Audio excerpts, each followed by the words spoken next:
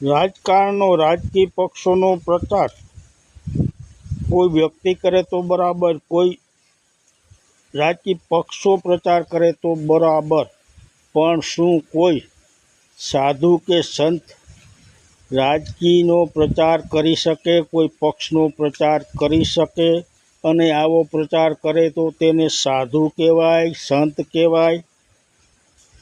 પરંતુ ના, એવું બન્યું છે. હમણાં એક સ્વામિનારાયણ સંસ્થાના સાધુએ ભાજપનો પ્રચાર કરેલો કે ભાજપને મત આપજો, પછી ભલે મને લોકો ભાજપનો એજન્ટ કેમ ગણી ન લે, આવા શબ્દો તેમણે ઉચ્ચારેલા. આ કેટલું યોગ્ય?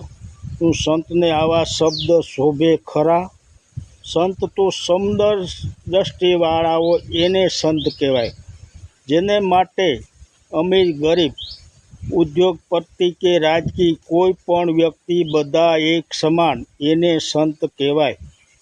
અને સંતની દ્રષ્ટિ સમદ્રષ્ટિ હોવી જોઈએ. પરંતુ આ સ્વામિનારાયણ સંસ્થાના સાધુએ આવો પ્રચાર કરેલો.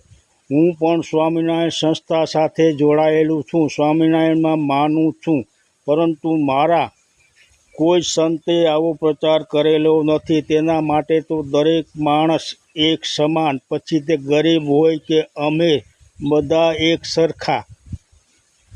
અને આ સાધુએ આવો પ્રચાર કરેલો, તો આને સંત કહેવા, સાધુ કહેવા, કે કોઈ ભગવાધારી કહેવા, કે પછી એથી કોઈ વધારે વિશેષણ આપવું, એ આપ કહો. જય માતાજી.